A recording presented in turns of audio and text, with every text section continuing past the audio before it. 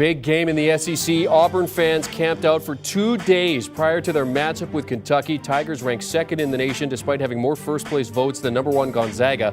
With a win, likely to become the number one ranked program for the first time in program history. As for Kentucky, the preseason favorite to win the SEC, sitting in second behind Auburn. Kentucky seeking their first win versus a second-ranked Auburn team since 1959. Turnovers plaguing the Tigers in the first half, though.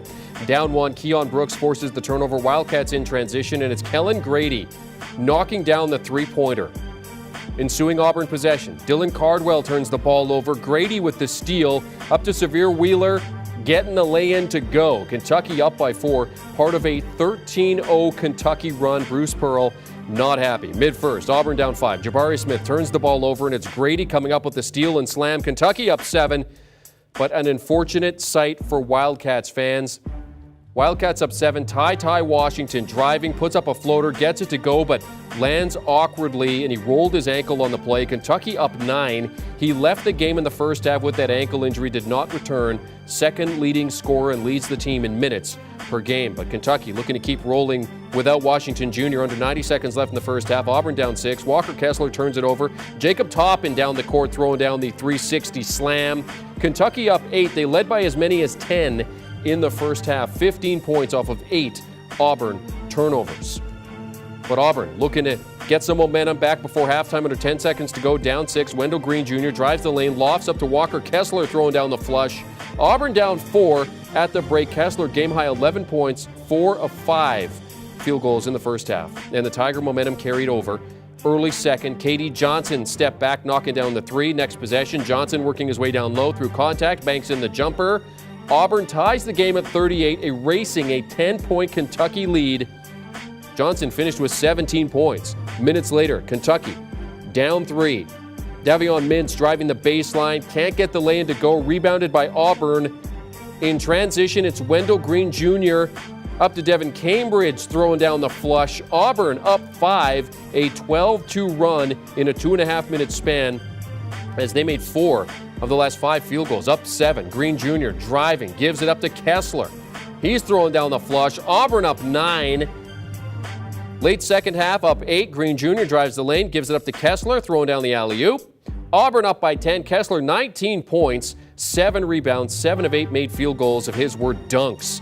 Kentucky made a push, but Auburn held them off. Under 3 minutes to go, Auburn up 4. Jabari Smith in the mid-range, getting double-teamed, but he knocks down the jumper anyway. So smooth. Auburn up by 6. They go on to win it by 9. Make it an 80-71 final, 15th straight win for the Tigers, longest active streak in the NCAA. It's also their 15th straight home win dating back to last season. They outscored Kentucky 64-46 after Ty Washington went down. They improved to 7-0 in SEC play, their best start since 1958-59, and a third straight home win versus Kentucky for the first time since 1974 to 1976. Bruce Pearl spoke with our Gary Parrish after the game. BP, your team was down double digits early. What did you do to get them settled down and get out of here with this victory? We picked up the defense a little bit.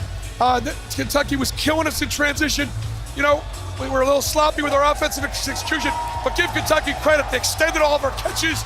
They made it really difficult to, for us to go stuff. But that stack ball screen, the ball screen with a pick on the roll, got our big guys to the rim, and I think that frustrated Kentucky. You promised an incredible atmosphere. What goes through your mind when you look around at this? Well, look at the kids. I mean, look at our students, look at our players, and Gary, that's what it's all about right there. And what I'm so excited about is I know this happens in North Carolina.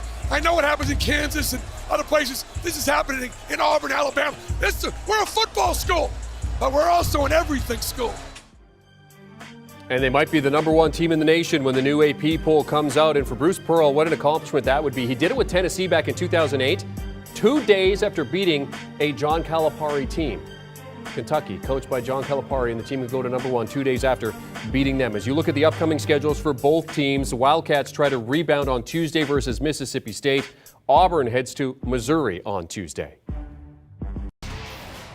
And for more on this game and what it all means, let's now welcome in CBS Sports college basketball writer and analyst Matt Norlander. Matt, the Tigers just missed out on their first ever number 1 ranking in the AP poll last week due to a couple of, we'll say, rogue voters. What does this win do for their chances to make history on Monday? It's going to happen. I don't see why it won't happen, because the reality is the Auburn men's basketball program, which has never been number one in the AP Top 25, but number two a few times, including this week, it was only separated by 4 voting points. That's actually a minuscule amount. It had 11 more first-place votes than Gonzaga. I think this is going to do it. Beating Kentucky at home convincingly. I understand Ty Washington goes out, but to do this, woo, Auburn's going to be the number 1 team in America on Monday. Program history. And I think that's pretty awesome. You know, this is why college basketball to me is so fun every single season, because we have so many teams. Too many teams at the Division I level, sure, but we get these stories we don't see coming, okay? I remember speaking to Bruce Pearl in the preseason when we were doing our conference previews for the Eye on College Basketball podcast, just checking in with him informally, saying, Bruce, you know, I think you got a top 40 team. You might even have a top 30 team, but talk to me about what you think you got this season. At that point, Jabari Smith had a little bit of buzz as, you know, first-round pick or whatever. He's like, I think we do have a chance. Now, the league is loaded. We're going to need time to prove it. I don't know how we're going to look in November, but we got a good group. I think we can make the NCAA tournament. Not even Bruce Pearl thought that this team would be winners of 17 of its first 18 games this season. What we saw on Saturday was a huge moment for that program. Auburn fans got to be going nuts. There were great scenes coming out of that. We saw it on the broadcast. Students camping out overnight, 25-degree temperatures. The team, the coaches delivering, you know, pizza, hot chocolate. Amazing, amazing moment for Auburn, which is playing and operating in 2022 like what it is. The best program in men's college basketball, and certainly setting up as the number 1 seed once we get to Selection Sunday, which, oh, by the way, is now less than 50 days away. Yeah, I think tickets for that game were no less than $300. I think if you wanted to get a ticket to that game, Auburn, 4 straight home wins over Kentucky, 15-0 at home as well, 6-1 in Quadrant 1 games, 11-1 in the first 2 quadrants, which represents the best such record in the nation. Matt, what about the job that Bruce Pearl has done here?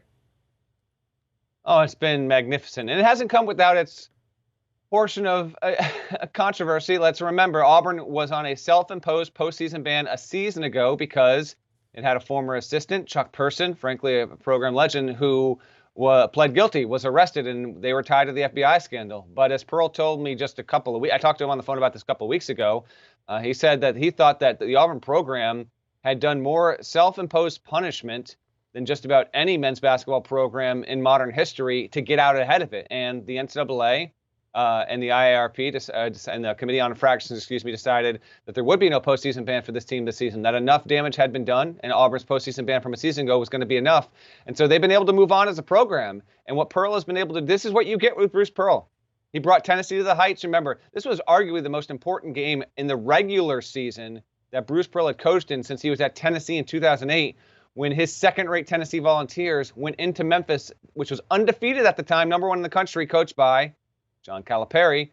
Bruce Pearl beat Calipari that day, too. So it speaks to how he can transform a culture, change a culture, because he was even hired at Auburn coming off of being fired at Tennessee for NCAA violations and sanctions. And there was plenty of cynicism among some in college basketball that Bruce Pearl, why would you hire him after his image had been certainly tarred a bit after that? But look at what he's done. He got Auburn to the Final Four in 2019, the year Virginia won it, and now Auburn is on the short list. And by short list, I mean 3 or 4 best teams, national title contenders in men's college basketball. And you see it's not just a potential future number 1 pick in Jabari Smith, who, by the way, was super smooth. Walker Kessler's growth this season as a big man has been humongous. Wendell Green Jr. has a propensity for big shots. And Katie Johnson, there was a great shot early, like 2 minutes into the game. Katie Johnson just looked like a starving animal ready to fight in this game.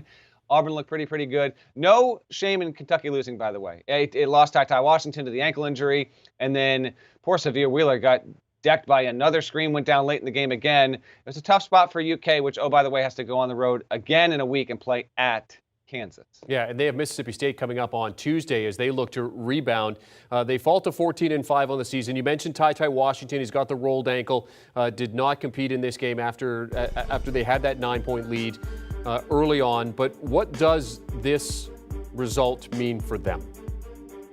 Well, it means they're now 2 games behind in the loss column in the SEC race with Auburn. And in talking to Bruce Pearl a couple days ago about that, that's why he thought this game meant so much, because they're playing for a regular season championship. So Kentucky loses a little bit of the pace. Now, I still believe in Kentucky's ceiling as a top 5, top 6 team in the country. We have to keep in mind that had Ty Washington not got hurt in this game, it's conceivable Kentucky would have won. I'm not saying it would have. It would have been more conceivable because Ty Washington is let's be honest. Oscar Tshiebwe, who had just an okay game. Oscar Tshiebwe is the number 1 most important player on this roster, but Ty Washington is number 2 here. As you look at the schedule, there's a lot of win opportunities for Kentucky here. Now, certainly there are some places where they can get picked off.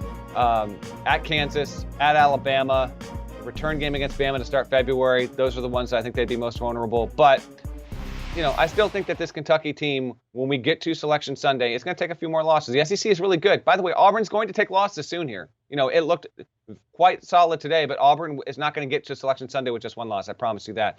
I think that Kentucky, whether it's eventually on the 1, 2, or 3 line, will be in that group of 6 to 8 most discussed Final Four contenders. I think this is a minor setback. As long as Ty Washington's ankle, that twist, which it looked bad when it happened, as long as he's not out for long term, it's not one of those dreaded high ankle sprains, and it doesn't sideline him for too long, I think that's pretty key. But overall, John Calipari's team, they'll be just fine in the long run. Yeah, we'll see what happens with Ty Washington. We'll keep an eye on that. He is CBS Sports college basketball writer, analyst Matt Norlander, breaking down the implications of Auburn's big win over Kentucky over on CBS. Thanks, Matt. For more from Matt and for deeper insights into everything college basketball, check out the Eye on College Basketball podcast. Matt and Gary Parrish breaking down all the big games, results, stories each and every week. You can bet they're going to be talking about Auburn, likely to go number 1 in the AP poll come Monday. Do you want a sports network that delivers everything that matters about the game? The highlights, the picks, the instant analysis, no yelling, no fake debates, no politics. Hit the subscribe button and never miss a moment.